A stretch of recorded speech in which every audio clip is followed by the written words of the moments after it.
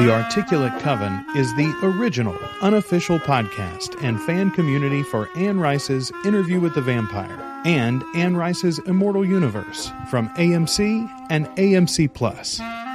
Welcome to The Articulate Coven. We are your hosts. I'm Joel. I'm Ashley. And we are the Articulate Coven. In this episode particularly, we are going to be talking about the 6th episode of the Mayfair Witches from AMC and AMC Plus. We are the original unofficial fan podcast and community for AMC's Immortal universe from Anne Rice's books. In particular, we're fans of the Vampire Chronicles and Interview with the Vampire. We are discussing all of AMC's shows, though, including this one, The Mayfair Witches. Now, Ashley, if anybody's been listening to our coverage over the last couple of weeks, they know that we are not quite as big of fans of this series as we are of Interview with the Vampire. And in particular, this week, I think I kind of turned a corner. And I think a lot of our fan base did too. And it made me think, listen, this is a universe we hope expands, right? And yes, I think absolutely. This is something that we need to prepare for. There will be shows that we love a lot. There will be shows that are fine. There will be shows that are probably bad. And that will honestly be a sign of success for this universe and for this concept of a connected Anne Rice storytelling universe. So in honor of those fans who, for whatever reason, decide that any given series is not for them, I think we ought to do, as a service, a little bit more of a synopsis of each episode as we go. And so that way, for folks who have said, hey, they're off the Mayfair wagon, they can listen to our show, get a little bit of, fun commentary from people who might even feel the same way that they do about the show, but also they'll know about the moving storyline as it continues to march forward, and in particular, any connections that it has. I know we've got a lot of people that have been watching the show basically solely for the potential crossover episode that we're supposed to get with somebody from the Vampire show happening into one of these episodes. At this point, I have no clue what that's going to be. But regardless, yeah, who the hell can figure that out at this point? Right. I think we'll try to do a little bit better job of synopsizing these episodes. All right. So, Ashley, first off, this one, the episode was called Transference. Tell me what you thought of this one. Your overall thoughts on this episode. I don't know, Joel. I couldn't even make myself watch it twice. I gotta be real. This was this just was really off the rails as far as we've completely left behind any sort of plot from the book at this point. It's fine, but it's nothing what we recognize as the witching hour for sure at this point. I'm just these people are not recognizable to me. When Rowan couldn't even get a little fucking feisty over him trying to take her necklace from her, she was just kind of whiny and weird about it. I was just I had to throw my hands up. I was like, well, she's never going to get badass, is she? She's always going to be kind of crying and sniveling, and this is what we've got, and I'm just going to have to live with it at this point. So this episode largely is about Rowan deciding that she doesn't want this connection to Lasher. She doesn't want to be the Mayfair designee. She doesn't want this connection to this family that she has searched her entire life for, Ashley. Right. And now she's found them. She's like, no, fuck that. I don't want you. I don't like it. It's too hot here. The humidity. She goes about reaching out to Cortland, who seems like her only potential ally, and asks him what he could do. He says, "Oh, I couldn't possibly, except I do know somebody who might could."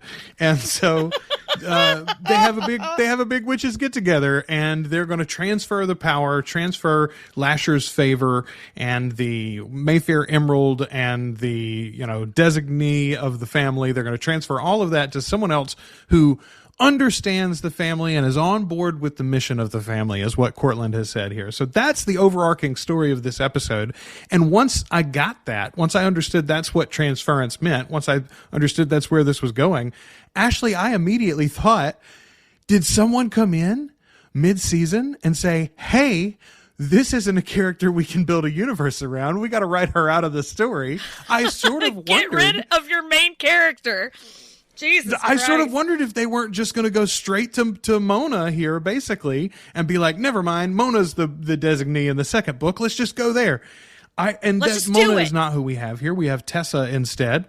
But it is such an interesting conceit. None of this, for people who don't read the books, none of this happens in the book. None of this is discussed in the book. The very idea, and I'll tell you, Ashley, it feels like to me the moment where you checked out on the episode is when Rowan pulled her my precious moment about the emerald. Yeah.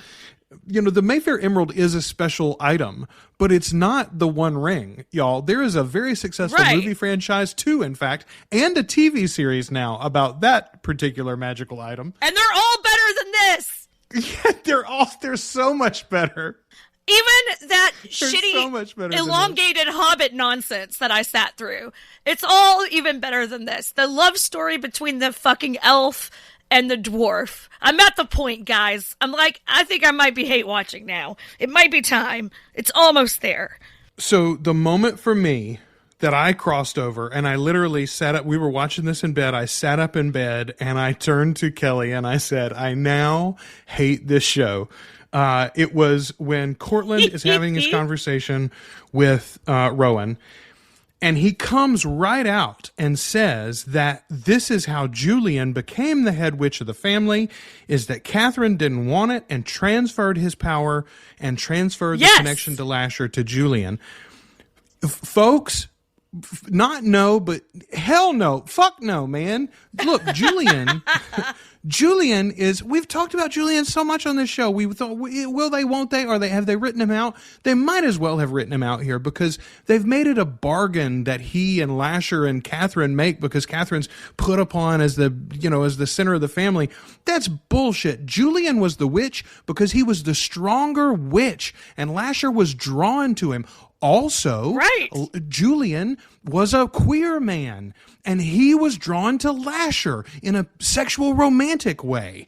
You know, Lasher was only one of his male lovers. And here it's like, it's a craven thing where he wanted the power of the family and Catherine didn't, you know, anyway, that was the moment where I was like, fuck this and fuck that and fuck all of these folks. Listen, these people maybe are they crazy. could still land a fairly satisfying, they might land a satisfying season of television still. That's possible, I suppose. And I see in our group, every now and again, you'll see somebody who says, you know, I'm really enjoying this. Some of those folks even also enjoy the novels. They're just like, I very much have a thing where, you know, books are one thing and adaptations are just a complete another thing. And you got to imagine them almost as like, you know, answer songs instead of cover songs, you know? I don't know, man. To me, everything that I like about this first book has been thrown out of the window. And a lot of things I don't like about supernatural genre television has been brought in and added into this story. Yeah. Overall, I have flipped the switch now. I'm officially hate watching. Well, and the thing is, too, it's like Rowan at this point is like psyched to meet this family. She's really, like, in the book, this is really important to her. This is what she's been wanting her entire life, is to know more about her family and who she is and where she comes from and all of that, especially now that she's an orphan, basically, you know? And so this whole idea of her not wanting anything to do with them and kind of pushing everybody away is so strange. The scene with JoJo in the hospital where they're talking about what our Rowan would be thrilled about and excited about and ready to start fucking making moves and donating money and building wings on the hospital. This Rowan is like, I have a job in San Francisco. The fuck? Okay, right there. That's another thing, Ashley. We've been told why were Michael and Aaron, Michael Curry and Aaron Leitner from the novel, why were those characters combined into one Cyprian Grieve newly created character here, other than changing race, which they could have done and kept either of the original characters, honestly. But other than changing the race, why would they need to do that? We've been sold a bill of goods that the reason is they wanted to create a more a more activated Rowan, a more centralized Rowan, Rowan who has full agency and isn't sort of talked about as often as she is in the novel. And yet, the one big thing that drives Rowan in the novel is the concept of extending life, not just for herself. The thing that she finds most alluring about Lasher is the idea of immortality, the idea that the two of them together could literally begin to mess with cells and cellular structure and extend human life. Not only Rowan's, but human life in general. That's what Rowan's idea is big time medical advancement for the human race. And the way that she actualizes that in the novel, first and foremost, is through Mayfair Medical. She comes up with the concept for the first time of the family investing in a big way in the medical industry. Pierce, who is Cortland's son, Pierce is in charge. He's the lawyer in charge of the family at this point in the novel. Cortland's already dead. And Pierce says, "Oh, I don't know about medical investment." But once Rowan puts it together, the whole board gets on board. Everybody's excited about it. They make a boatload of money and do a lot of good for the human race in the novels. And here, they take it away from her completely. They're already doing it. It's like, it's not even JoJo's idea. It's one of the old men's, I guess. Yeah. Well, and that's the other thing. It's like, how is a character that's being ruled by this one ring, this fucking emerald, does she have any agency when she's, it's like they're treating it like a cursed amulet, like it's a fucking Horcrux or something. Like, it's not the way this works. Oh. It's very, very startling to me. All right, let's jump back. I said I was going to give a little synopsis, and then we just jumped straight ahead. So this episode, opens, by the way. Well, first of all, first and foremost, we do get our Scottish. The only good thing about this show is the Scottish story. Although here too, they've changed things with the origin of Lasher. I mentioned this. I think I mentioned this on last week. But she begins to say the words when her sister suggests it. Suzanne doesn't even call Lasher down herself. They take that agency away as well. Her sister's being chased by the no-goodnik, and so she calls Lasher down. But here, again, this is the best part of the show, I would say, by far. It's the one time that Lasher looks interesting to me. He comes out of the flames. Right. I thought for a second in the shadow that they were going to have him in the modern suit, in the Fantasy Island suit, and I was literally going to throw something at my television, but they didn't. They've got him in we definitely really cool, got the nipple buttons. We still got them. We still got them this episode because they wore that fucking suit again. Ugh. I'm sorry, I'm so angry. I'm so sorry. I'm like irate. He's got the Highland garb on and stuff. He comes out of the flame. I dig all of that. I'm going to be very interested here. I assume Suzanne was going to die there. Lasher doesn't free her like this in the novel. Also, the ring, I'm going to say the ring. It's not a ring. The emerald, the key that we've seen, is brought into this story too. It's a literal fucking key. Again, I'm like, yeah, but not just a key, but it's a key that belongs to the witch hunter. Which are they making the witch hunter somehow central to this like ongoing narrative too? Are we gonna find that this preacher man in the modern day storyline is somehow connected to the ancient? I mean, I don't know, man. I don't know where they're gonna go with this. In the novels, the emerald is something that Suzanne, not even Suzanne, it's Deborah. Deborah covets. And Lasher goes and gets it for her, steals it for her, and brings it to her. And it's literally just a token of Lasher's affection for his witches. It's no magical talisman. There's honestly no magic in it. They've made it this like bottle for the genie that is Lasher, and when it's on he's sort of contained, and when it's off he's loosened, and now they're going to tie it back to this ancient storyline too. And again, I don't know what they're doing. This feels like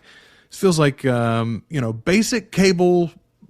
We've said it before. This is like Highlander bullshit. This is not late season Charmed, that's what this feels like. Yeah, this is something. This is something else, I tell you. Yeah. So I want to ask you about Cyprian and Rowan's relationship. So once we come to the modern day storyline, here they are in bed again. And I asked Kelly, I'm like, how did she get... We saw her wandering away from the house last week. Right. She breaks the spell, kills Carlotta, and wanders away from the house in her, 1920s gown. and now she's in bed with Cyprian. How did she get there? How did this happen? Also, they're in a relationship now, I guess, or Rowan's version. We know that she sleeps around a lot, but I mean, like, what? I don't know. How do you feel that that's a problem that they've skipped over that entirely, or do you feel like the Groundhog Day thing that we had going last week kind of makes up for it? You know, they've lived months together already in their heads. In their heads. I mean, sure, fine, whatever, but they didn't say that, and they didn't even go to imply that. It's so unearned. It's like it just feels like this is in the script, so we did it. And if I can't even watch these after the show things anymore, because I'm so tired of listening to that woman try to explain what the fuck they're doing and make it make sense. It makes my head hurt. Oh, and Carlotta's dead. Okay. We don't get any sort of like, we don't, I mean, we're not going to mention it. We just, how far have we moved forward in time? Like, for real, it's very confusing. Like, we've got this fully blown relationship in bloom, and we haven't even mentioned old crazy aunt dead Carla. What the hell? What a moment that would have been, by the way, to show the power and influence of the family. Have a John Grisham's The Firm style scene where Rowan's there, you know, has to be called into the police station or whatever with Carlotta's body, et cetera. This is the third dead body you've been found with in the last 4 or 5 days, lady. What's going on? And then all of a sudden, Cortland and a couple of boys that we've never seen that happen to also have the last name of Mayfair, they sweep into the room in fancy suits, and it's hush, hush, wink, wink, pat, pat on the back. I appreciate you so much. All the cops disappear from the room, and Cortland sits down at the table and he says, "Now, sugar, this is just going to go away, and you're not going to have to worry about it no more. And I want you to know that it means so much to me that you defended yourself from Carlotta when she was in such a rage. I've known my sister's anger for years." You know, you could have had this amazing scene. You've already written the script. But fucking Anne did, right? Like Anne did. Right. And it's not, she doesn't have this scene, but I'm saying you could have done, she does show the overwhelming influence of the family. We talked about in our book discussion, there's the scene where Pierce is talking to Michael about his previous success, and Michael just feels it. He goes, "Oh, this is background check. I've had PIs on me for weeks probably that I didn't know about. Every person I've ever talked to has been interviewed or investigated. You know, like this dude knows my life history and everybody I've ever slept with and every scam I was in. Anyway, that moment never comes in this show. And here, it's so true. You could have spent 5 minutes and Rowan would have been beholden to them then, right? So if Cortland says, you know, I've got a way, actually, you could get rid of Lasher and I could take him on, or one of the other witches could, you know, blah, blah, blah. Anyway, all of that would begin to make a little sense. You'd get some character development for all these people. But no, it's all done off screen, I guess. And we're just left to assume that either the cops didn't care or the Mayfairs are so powerful. Blah. It's a complete lack of relationship building amongst the characters, too. Like, we're just supposed to accept these relationships as they're shown to us. We're supposed to accept that now she's comfortable hanging out with Cortland and talking to him about his ALS. You know, like, it's so, and you're totally right about the family is strong. The family has power. The family has clout. And really, they're just being presented in this version. It feels like they're like a little circus sideshow. You know what I mean? Like they're like, ooh, the witches, and it's all about that aspect and not about like the other aspects of the family. It's like the focus is way too much on this. Quite frankly, as we've also discussed, created acts of witchcraft that weren't even in the book. So it's really like we're really getting shortchanged on not only the history of this very cool family, which is without a doubt the best part of the book. What they're giving us is just lazy and haphazard as far as relationships are being built. And you're totally right. Way too much shit's happening off screen. Way too much. Like, that is not good storytelling. You're telling me, not showing me. I don't like that. A great moment, and I think a great example of that, honestly, is Tessa comes to have a meeting with Rowan as the designee of the family. Tessa, our blonde-haired activist that we were introduced to in the last episode. We've heard she's excited to have somebody that's using the power of the family for good. So she comes to Rowan and she shows a picture on her phone and she goes, "This is your mother's heart?" Right? And I was like, what a fucking way to start a conversation. And also, then Rowan's so nonchalant. Like, well, I've seen a lot of hearts. I've seen a lot of hearts. I've seen a lot of hearts. Now, this is where I'm really going to start hating on her performance. Like, I'm at that point, too. I'm just like, ugh, you are so boring right now. There's no need to be this uninteresting. And to be, like, frankly, at this point, you're not even charming me. Like, I'm not even, like, charmed by you. And that sucks. You're the fucking lead character. Ugh. She's no Lestat. It's the same way with Mona / Tessa. Oh God. There's just, we've talked about this too, but there was so much chemistry. Think about the praise that we had for characters like, was it Bricktop, and our councilman that was my favorite throughout the season and interview, anyway, there were layers to that show that just aren't there. And listen, here's the one thing. I think season 2, the show's already been renewed, right? So it's coming. Right, yes, right. 1,000,000%. And they were all bringing their A game. They were all committed. They were all seemingly in love with the content. Here's the positive note that I'll strike in the middle of this. We've already gotten a renewal for season 2. AMC is committed not only to this show, but the universe at large. They have to then understand this is a long-term play. And just like they did with The Walking Dead, when there are needed changes in both the creative team and in front of the camera, right? Those can be made. Those can be made and should be made. I joked about writing off the character of Rowan, but realistically, there are a couple of places where that character could go away and be replaced as our primary antagonist for this family, right?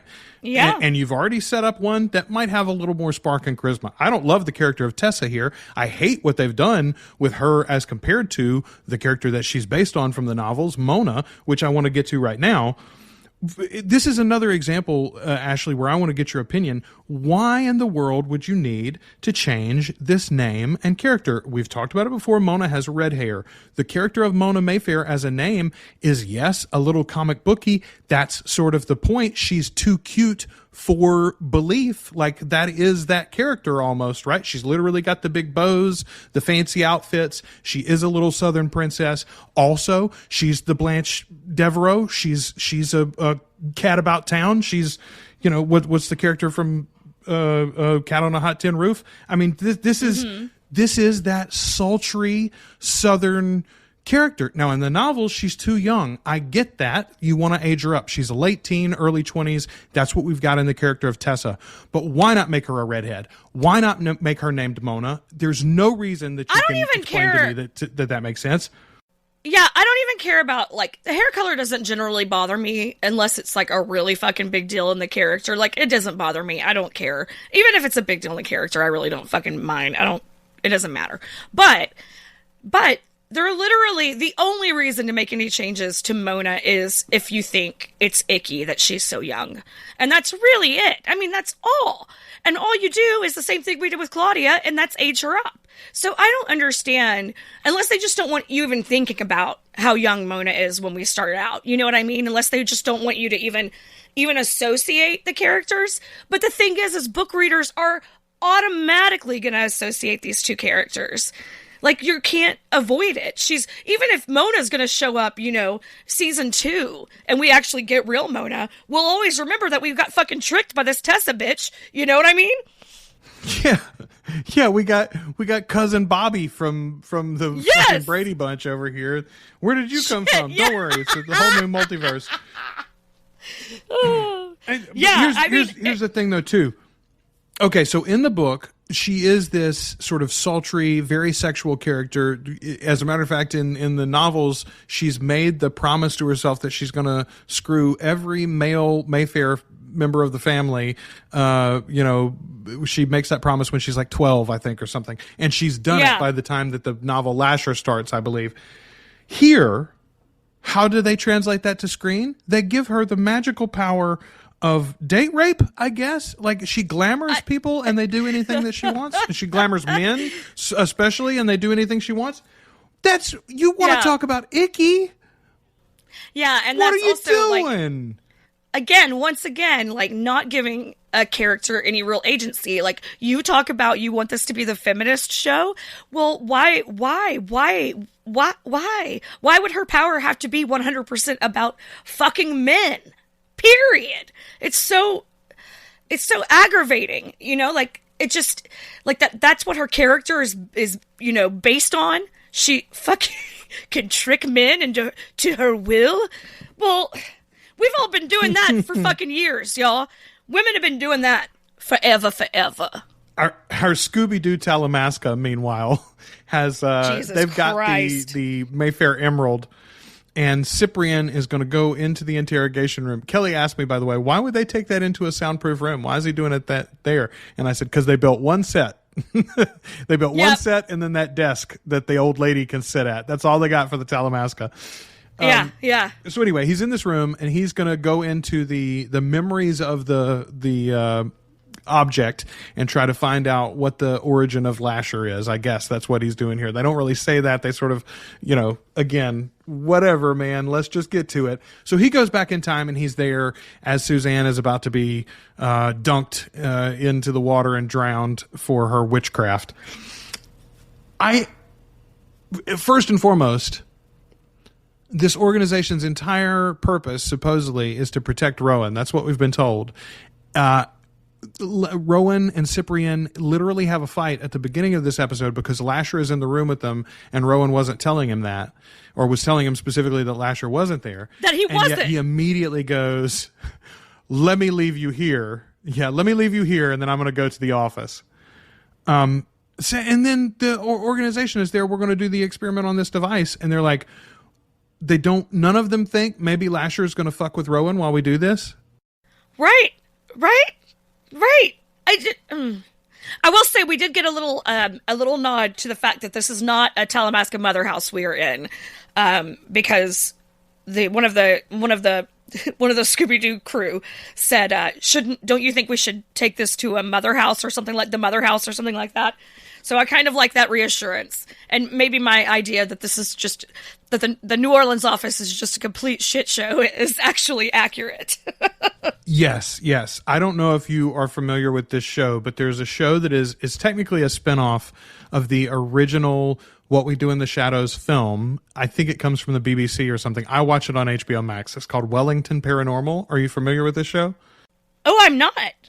It's very, very funny. It is like What We Do in the Shadows. It is a mockumentary style show, but it's set in Wellington, New Zealand, and it is about a couple of cops who have been assigned to the paranormal squad. And so, like, they have, aliens and pod people and, ghosts and mummies and whatever, episode to episode. Very, very funny.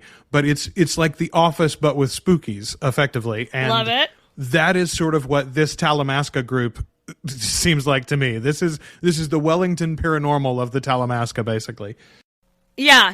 It's like, yeah, that sounds 100% accurate. Also, I kind of want to watch the other show, but not so much this one. Yeah, right. So again, one little good part in the episode that I did enjoy a little bit is the gathering of the witches. So Cortland says, my cousin Dolly Jean, which, by the way, we should mention here, we do have the black side of the Mayfair family, which comes from the novels. However, as many of our fans have pointed out in the Facebook group, which, by the way, if you're on Facebook, join our Facebook group. We've also got a Discord community you could join if you're not a Facebook person. Either one of those, the links are in the show notes. Several people in the Facebook group have mentioned, and I think in the Discord as well, the black side of the Mayfair family and the white side of the Mayfair family very specifically do not mix. They don't go to social gatherings together. They both benefit from the giant legacy pool of money that is the Mayfair Trust, but what is it? It's not grandmama, isn't it? Nana or something. Anyway, Mayfair's grandmother that passes away early in that novel, Merrick's grandmother, that passes away early in that novel, one single representative of the white side of the family shows up to drop off a check. Like, that's it. And it's very, like, they meet him at the door and it's very confrontational kind of thing. So, like, the fact that Dolly Jean and Cortland are hanging out and passing notes and calling each other is a little strange, but okay, whatever. I did like, though, the gathering of these witches, and we get a cross-section of the powerfully, gifted female members of the Mayfair family in the current generations. I think this is kind of cool. And you see, like, it's suburban house mom and, like, businesswoman and cool alt chick and Tessa, and all of them. I thought that was a cool gathering. And while it's not anything that we see in the novel, this is one of those moments where I could give the TV writers sway to do something interesting visually, but they just don't do a whole lot with it, honestly. It ends up being, she's sort of possessed, and now she's going to what? She's going to throw up the emerald. Yep. I didn't love this. I thought it was, we brought all these women into the space, presumably to be part of the scene, and then they all just kind of stand there. There's really not much going on for all of these, presumably of varying strength witches of the family. And does this,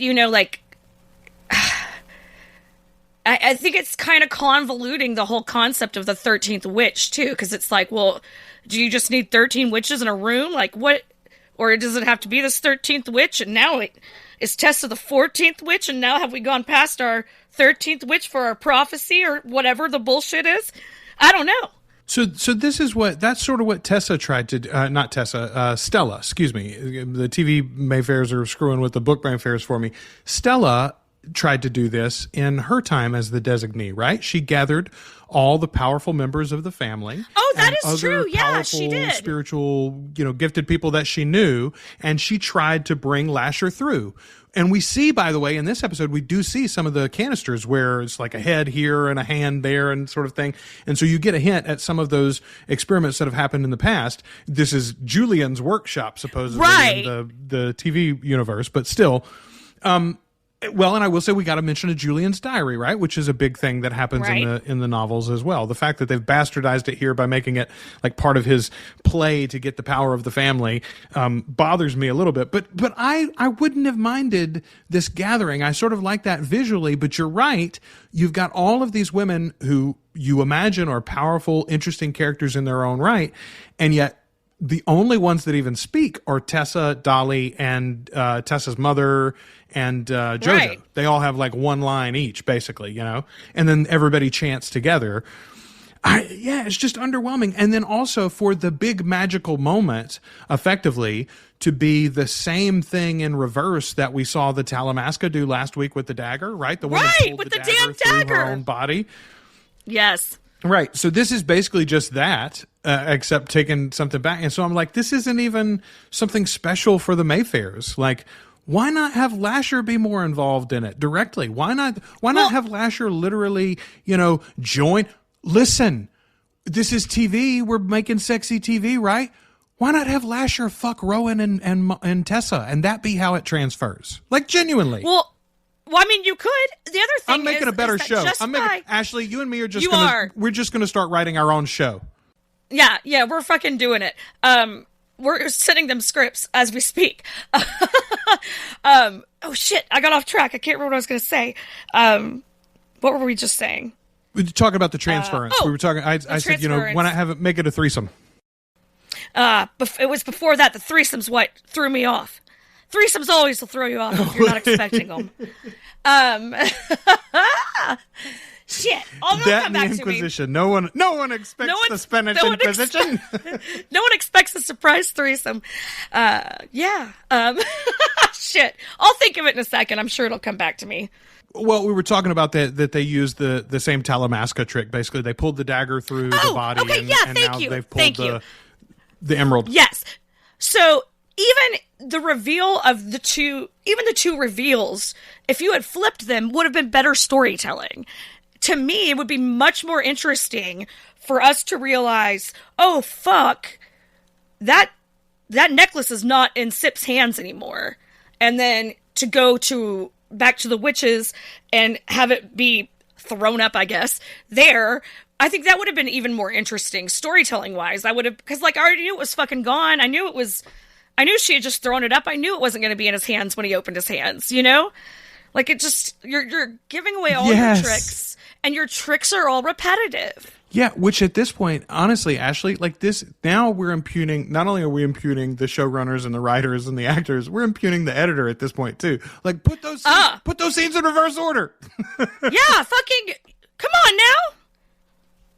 Yeah, I mean, we have been so patient and willing to accept this new information as it is, especially since we were so willing to go along with whatever the showrunners of Interview were giving us. But now I realize that if they had really fucked that up, we would be just as pissed, if not more so, than we are now. Oh, Ashley, we would have burned the place down. Honestly, yeah, we were close to rioting in episode 5 with the violence, right? There's this massive amount of violence from Lestat to Louis that doesn't take place in the books, and we bent over backwards trying to. Man, I don't know how they're going to justify it. I really don't know. Yeah, it's an unreliable narrator. And even now, it's sort of a sore spot. Yeah, I mean, honestly, I think they've still got a case to build. I think they're not there yet, but overall, the quality of that show was so high, and there are so many pieces, so many, core parts of those characters and that plot line that have been brought to screen there. It was a very satisfying experience, even for a fairly book purist. Here, we're not book purists. We were open to big swings, and what they've given us instead is just largely unsatisfying TV. Let's wrap this thing up, though, because the ending was even... Here's the one time I will say they didn't give us an interesting ending. I'm sorry, I cut you off. Go ahead. No, I was just going to say... Also, this is. I'm starting to feel like they really fucked up combining Michael and Aaron, because Rowan doesn't have anyone but Sip, and I don't buy that relationship yet. You know what I mean? And with the whole thing with Aaron is that he's this super smart, knowledgeable older man. He's a safe person to be with. He knows the truth about the family. He knows what kind of danger she's in, what kind of danger Michael's in. And so because of that, she has somebody on her side that she can 100% trust, that also is like in on the game, that's in on the secrets, that's in on the family, and not having that outside of the sex partner is really a loss, I think. I don't think they really thought that through, because you're really missing a really important support character who is well constructed in the book itself. I just think it's a bummer, man. And I think it hurts Rowan. It makes her less relatable because there's no one there relating to her. Well, they could have even just kept more of either of those characters, or both, definitely. But there's so little of Michael, so little of Aaron in Cyprian, that, he's effectively only warming her bed. And as we've said, he's not even playing a good protector. He hasn't really increased her knowledge of the Mayfair family or her powers or the Talamasca or the, paranormal universe at large. Like, what is his role here other than, again, just like Rowan, to be sort of battered around by the events that the showrunner keeps coming up with, Right. It's a mess. Right. So Tessa does become the new designee of the family. She gets Lasher's favor. She is claimed, or at least that's what the ceremony tells us. And she takes that's what the Russians would have us believe. Goes upstairs to look in the mirror. Yeah, right.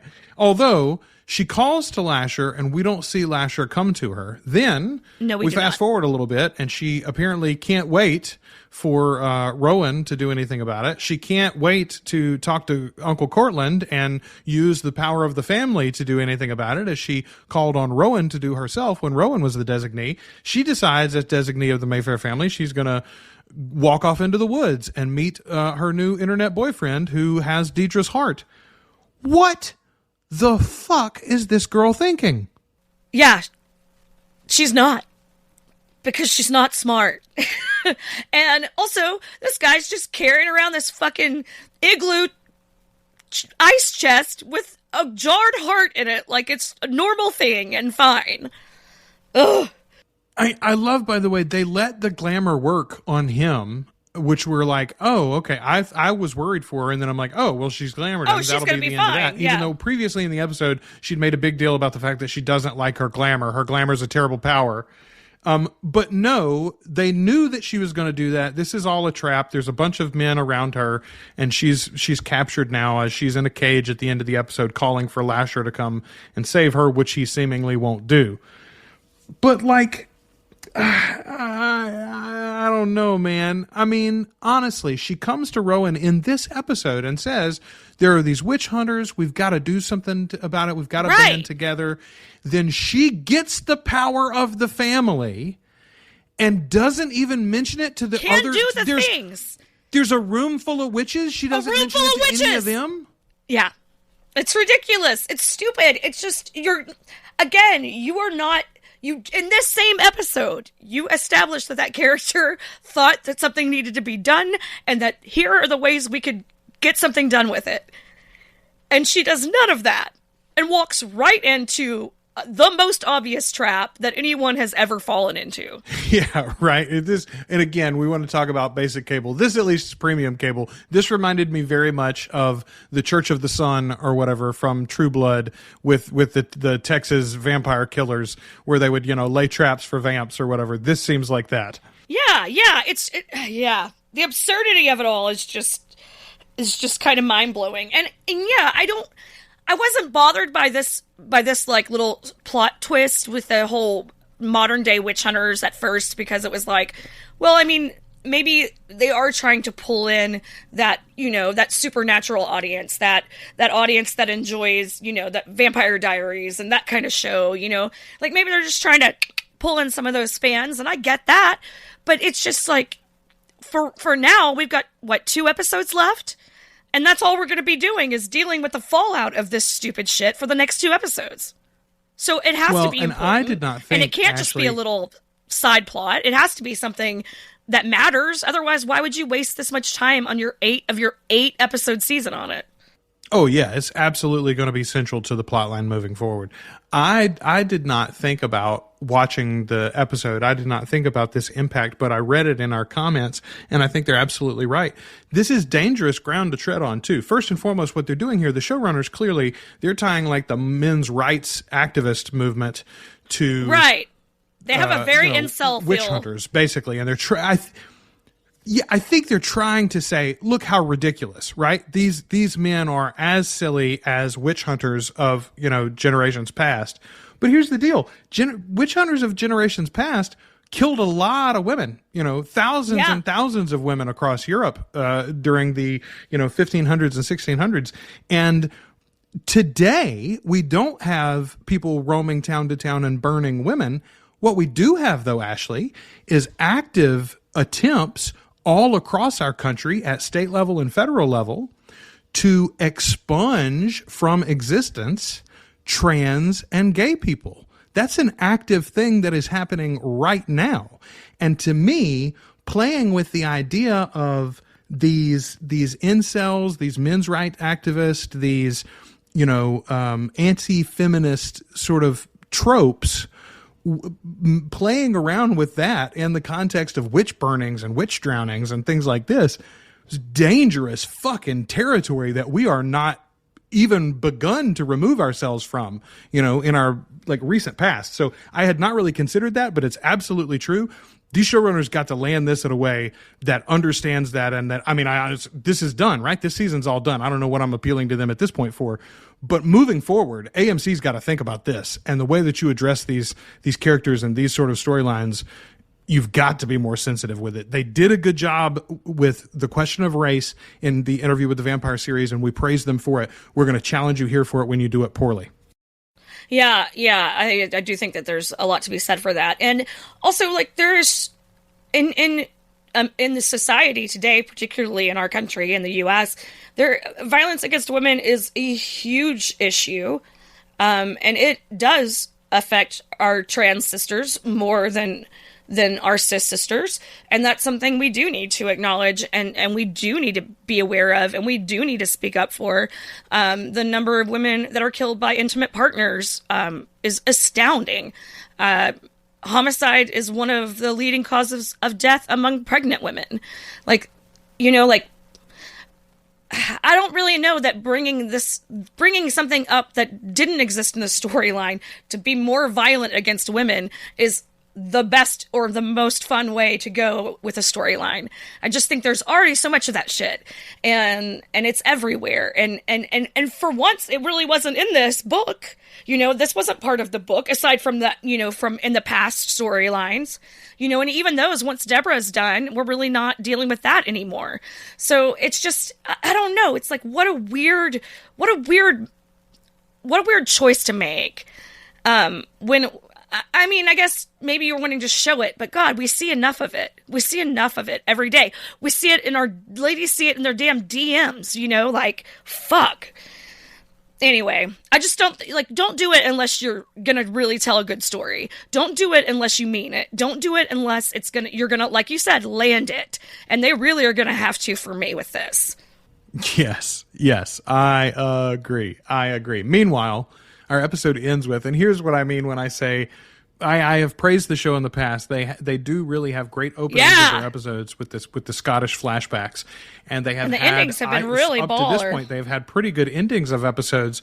This one to me, I did not care for. Effectively, we get Cyprian lost in time here, and I thought to myself, like, oh boy, it's Sam Beckett, right? You know, he's gonna flash through the Mayfair family now, Except that's the thing too, Ashley. We know he's not going to flash through the Mayfair family because we've already been told by the showrunners and IMDb and everybody that the only part of the history we're going to see is Suzanne. So all we're going to do here, well, probably what we're going to do here is Cyprian's just going to wake up in the next episode and we're not even going to see it. And there's going to be no explanation. And walking around and be like, you guys remember that time when I was lost in time for a while? Boy, that was crazy. I'm so glad it resolved itself off screen. Yeah. Fuck. Anyway, y'all, folks, listen. If you have abandoned ship, I promise you we will let you know when and if any Interview with the Vampire Characters crossover. And if so, I'm willing to bet money that there will be a clip of that up on YouTube within about 30 minutes anyway. So you might not even have to deign to watch the episode just for the crossover character too. Just get your clip. We are going to give you a little bit more. Yeah, right. We're going to give you a little bit more synopsis from now on, like we did in this episode, and try to let you know exactly what happened along the way. But, yeah, man, I understand everybody's frustration with it. And as you've heard in this episode, Ashley and I share it. This is a wonderful story at its heart. That's the reason why Ashley and I have both read it so many times over the years, love to talk about these stories, and we're looking forward to this series with so much anticipation. They have not done that. They've not brought us any of that story. There is still hope that there can be a good story here, even with bad foundings and bad beginnings. Right. I like to go back. The first season of The Walking Dead was pretty good. Second and third season were sort of lame, and then they found their footing. And then they went off the rails again, and to hear fans that are watching the latest seasons, they got a new showrunner for the last 3 or 4, and they're back on track to a very satisfying conclusion, apparently, this last season. That's what we can get here, right? Yeah, shows have absolutely. ebbs and flows, especially ones with a long life. AMC wants a long lifespan for these shows, so this is not a foregone conclusion. We do have an investment in the future of this series as it goes, and Ashley Ashley and I are both invested in it because we're going to keep talking about all this stuff, folks. We love Anne Rice's work, and we love the Immortal universe, and we want more of it. So the good, the bad, and the ugly. It even if it pisses we'll be me here off. for all of it. This was some of the ugly, though. Let's hope for better next week. Yeah. I mean, we're gonna watch it even if we're mad about it. It's fine. It's fine. All right. Well, we were late arriving this week, so it'll be a faster turnaround for us as we get ready for episode 7. Come back and join us then. Whether you've watched it or not, we'll keep you up to date. Yeah, with we'll watch it so you don't have to. This corner of. That's right. We'll provide that service for you. Taking one for the team, until Joel. Until then, we have been your hosts. always taking one for the team. Until then, we've been your hosts. I'm Joel. I'm Ashley. And we are the Articulate Coven.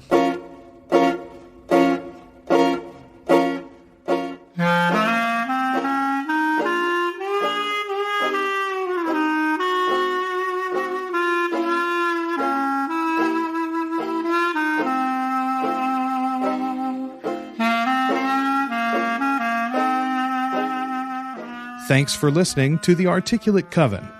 You can join our community on Facebook by following the links in the show notes or searching for Articulate Coven on Facebook. You can subscribe to the show in Apple Podcasts, Spotify, Google Podcasts, or at articulatecoven.com. And share us with your Anne Rice loving friends.